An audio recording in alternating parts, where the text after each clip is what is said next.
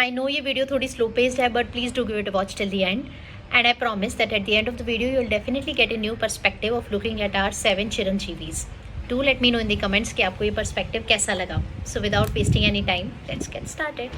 हर चिरंजीवी के पीछे एक अलग कहानी, एक अलग उद्देश्य और एक अलग जिम्मेदारी छिपी हुई है. लेट्स अंडरस्टैंड इन 7 चिरंजीवियों के लिए इस अमर जीवन का मतलब क्या था. हम सभी सोचते हैं कि चिरंजीवी होना एक वरदान है, लेकिन अश्वत्थामा के लिए चिरंजीवी का मतलब सिर्फ कभी न मरना नहीं, बल्कि महाभारत में किए गए अपने अधर्म का बोझ युगों तक साथ लेकर चलना है, जब तक उनके पापों का हिसाब पूरा न हो जाए. हनुमान जी के लिए चिरंजीवी का मतलब केवल आजीवन जीना नहीं, बल्कि त्रेता युग में शुरू हुई भगवान राम की सेवा को कलयुग तक निभाते रहना है. जब तक धर्म अधर्म का संघर्ष रहेगा, तब तक उनका कर्तव्य भी समाप्त नहीं होगा. परशुराम की अमृता का उद्देश्य है उनके सबसे बड़े कर्तव्य का इंतजार करना.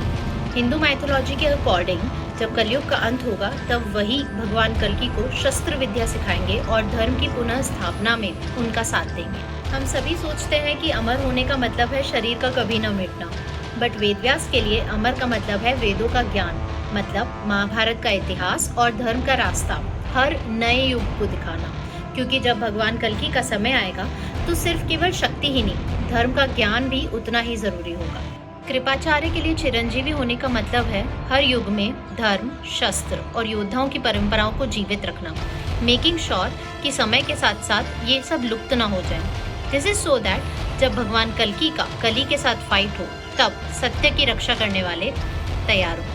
विभीषण की अमृता ये याद दिलाती है कि अधर्म अपनों के बीच हो, तब भी भगवान का साथ देना असली धर्म होता है. जब भगवान कल्कि अधर्म का सामना करेंगे, तब ऐसे ही सत्य पर टिके रहने वाले रिप्रेजेंटेटिव्स की जरूरत होगी, just like how it was in Ramayan. Mahabali की अमृता एक इंतजार है. भगवान वामन के वरदान के बाद वो उस समय का इंतजार कर रहे हैं जब उनको फिर से धर्म की सेवा करने का अवसर मिले. भगवान कल्कि और कली की फाइट के बाद एक बार फिर धर्म की स्थापना में वो अपना योगदान देंगे. इन सभी चिरंजीवी के लिए चिरंजीवी का मतलब केवल अमर रहना नहीं है, बल्कि भगवान का उस प्लान का हिस्सा बनना है जो सतयुग से शुरू हुआ था और कलयुग के एंड तक रहेगा. और ये सब लोग वापस से आएंगे, कोई गुरु बनकर, कोई मार्गदर्शक बनकर और कोई धर्म का योद्धा बनकर.